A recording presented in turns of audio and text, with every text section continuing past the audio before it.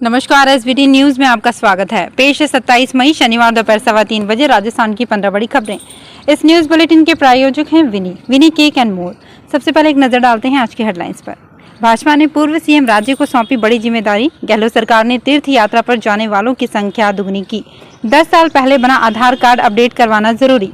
कांग्रेसी नेताओं ने पंडित नेहरू को उनकी 59वीं पुण्यतिथि पर दी श्रद्धांजलि। और दिल्ली हाईकोर्ट ने सोनिया, प्रियंका व राहुल की याचिकाएं की खारिज। और अब खबरें विस्तार से।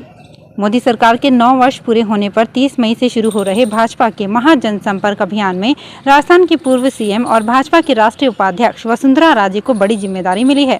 पार्टी ने उन्हें झारखंड की 4 लोकसभा क्षेत्रों की कमान सौंपते हुए केंद्रीय प्रवास योजना प्रभारी बनाया है। ऐसे में तय है कि इस महत्वपूर्ण जिम्मेदारी को संभालने के लिए राजे अब झारखंड में कैंप करेंगे। केंद्र में मोदी सरकार को 9 वर्ष का कार्यकाल पूरा हो रहा है और भाजपा इस खास मौके पर 30 मई से 30 जून तक देश भर में महाजनसंपर्क अभियान शुरू करने जा रही है। इस अभियान को सफल बनाने के लिए पार्टी ने वरिष्ठ नेताओं की जिम्मेदारियां तय की है। राजस्थान में वरिष्ठ नागरिकों के लिए तीर्थ यात्रा में नागरिकों की संख्या 20,000 से बढ़ाकर 40,000 कर दी गई है। इसमें 4,000 यात्री हवाई जहाज से तथा 36,000 यात्रियों को ट्रेन से तीर्थ यात्रा के लिए रवाना किया जाएगा। देवस्थान विभाग मंत्री शकुंतला रावत ने बताया कि इस महत्वाकांक्षी योजना की शुरुआत अगले महीने जून से की जाएगी। रेल मार्ग से जाने वाले यात्रियों को 14-15 जून से व हवाई यात्रा को जाने वाले यात्रियों को 22 व 23 जून से जाना प्रस्तावित है। देवस्थान मंत्री ने कहा कि राज्य के 593 मंदिरों के लिए 593 लाख रुपए आवंटित किए गए हैं। आधार कार्ड के संबंध में केंद्र सरकार ने नई गाइडलाइन जारी की है। इसके मुताबिक अगर आधार कार्ड 10 साल पहले बना है और अब तक अपडेट नहीं हुआ है तो इसे अपडेट करवाना जरूरी है। सूचना एवं प्रौद्योगिकी विभाग के संयुक्त निदेशक सत्येंद्र सिंह राठौड़ ने बताया कि आधार कार्ड में पर्सनल डिटेल के तौर पर पहचान और पते से संबंधित दस्तावेज सुरक्षित रहते हैं। UIDAI के मुताबिक कोई भी सेल्फ सर्विस अपडेट पोर्टल में जाकर अपना एड्रेस ऑनलाइन अपडेट कर सकता है। 15 वर्ष से अधिक आयु के बच्चों के आधार भी अपडेट करवाने होंगे। कांग्रेस अध्यक्ष मल्लिकार्जुन खड़गे और पार्टी के पूर्व नेता राहुल गांधी ने शनिवार को प्रथम प्रधानमंत्री पंडित जवाहरलाल नेहरू को उनकी 59वीं पुण्यतिथि पर श्रद्धांजलि दी। खड़गे, राहुल गांधी, पार्टी के कोषाध्यक्ष पवन बंसल और अन्य ने यहां शांति वन स्मारक पर नेहरू को पुष्पांजलि अर्पित की। प्रथम प्रधानमंत्री को श्रद्धांजलि अर्पित करते हुए कांग्रेस अध्यक्ष ने कहा, पंडित नेहरू के योगदान के बिना 21वीं सदी के भारत की कल्पना नहीं की जा सकती। दिल्ली हाईकोर्ट ने शुक्रवार को कांग्रेसी नेताओं सोनिया गांधी, राहुल गांधी और प्रियंका गांधी वाड्रा की याचिकाएं खारिज कर दी।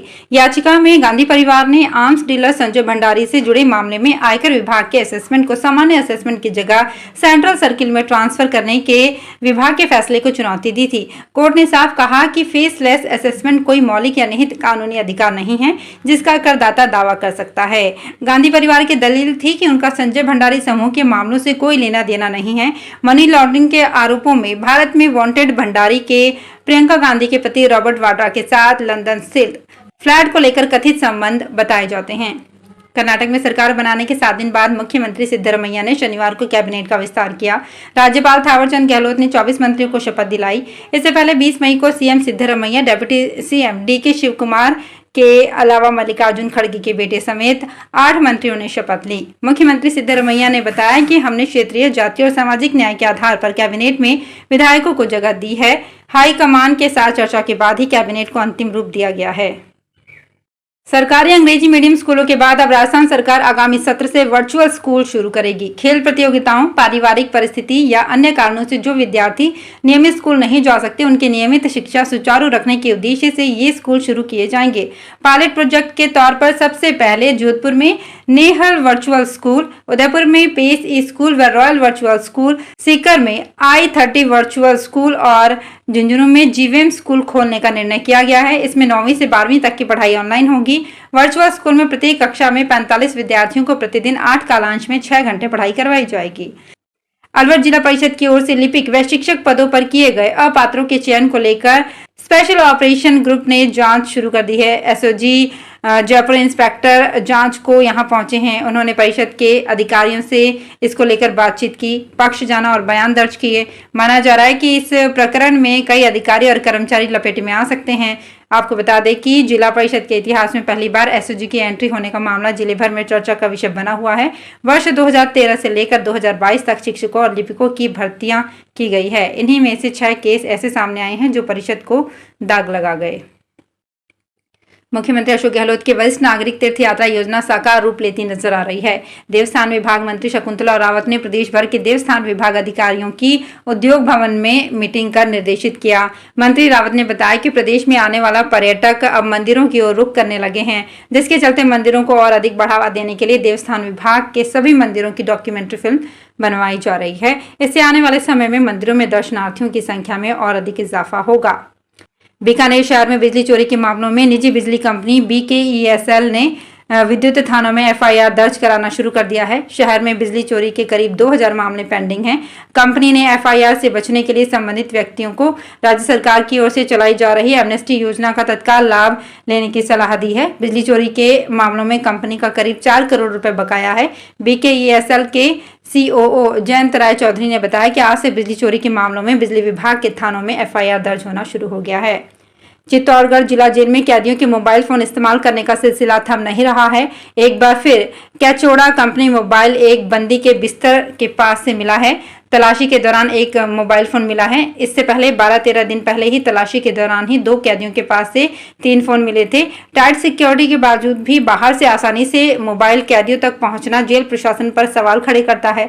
फिलहाल इसकी एक रिपोर्ट शहर कोतवाली में दी गई है।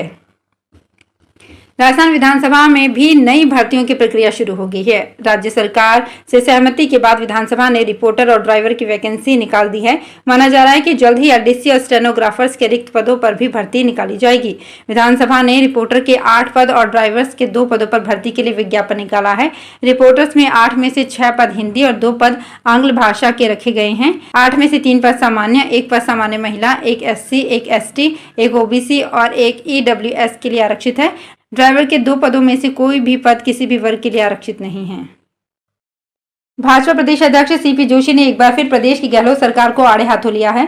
राज्य में पिछले दिनों आए आंधी और तूफान में हुए नुकसान पर दिए जा रहे मुआवजे को जोशी ने ऊंट के मुंह में जीरा की संज्ञा दी है। जोशी इन दिनों जैसलमेर और जोधपुर के दौरे पर हैं और उन्होंने गुरुवार रात प्रदेश में आए तूफान के कारण हुए भारी नुकसान और टोंक जिले में हुई कई लोगों की मौतों पर मुख्यमंत्री गहलोत से मृतकों के परिजनों को उचित मुआवजा देने की मांग की है। उन्होंने कहा कि मुख्यमंत्री की ओर से की गई 4 लाख मुआवजा राशि को काफी कम है। जोशी ने जैसलमेर दौरे पर तनोट माता मंदिर में दर्शन कर आशीर्वाद लिया और प्रदेशवासियों की खुशहाली की कामना की। उदयपुर के जगदीश मंदिर में शनिवार सुबह सर्व समाज संगठनों की ओर से रथ यात्रा का निमंत्रण और पोस्टर का विमोचन किया गया। इस दौरान धर्मोत्सव समिति अध्यक्ष दिनेश मकवाना, रथ समिति के राजेंद्र शिमाली, आलोक संस्थान के प्रदीप कुमावत आदि संगठनों के लोग उपस्थित रहे। राजस्थान के सरकारी कॉलेजों में 28 साल बाद अब लाइब्रेरियन भर्ती होगी। कार्मिक विभाग ने सेवा नियम बना दिए हैं। UGC 2018 अधिनियम के तहत भर्ती की जाएगी। लाइब्रेरियन के साथ PTI भर्ती भी होगी। वित्त विभाग ने फरवरी 2022 में लाइब्रेरियन के 247 पद स्वीकृत किए थे, लेकिन सेवा नियम नहीं बनने से भर्ती प्रक्रिया अटकी हुई थी। सेवा नियम बनने के बाद अब कॉलेज आयुक्तालय की ओर से RPSC को अभ्यर्थना भेजी जाएगी। इसके बाद भर्ती प्रक्रिया शुरू होगी। इससे पहले राज्य में सहायक पुस्तकालय अध्यक्ष की भर्ती 1992 में हुई थी। इसके बाद सरकार ने भर्ती नहीं निकाली। तो फिलहाल इस बुलेटिन में इतना ही। फिर हाजिर होंगे कुछ और बड़ी खबरों के साथ। अगर आप भी अपने आसपास की छोटी बड़ी और महत्वपूर्ण खबरों से अपडेट रहना चाहते हैं तो सब्सक्राइब कीजिए हमारे चैनल SPT न्यूज को और प्रेस कीजिए बेल आइकन पर।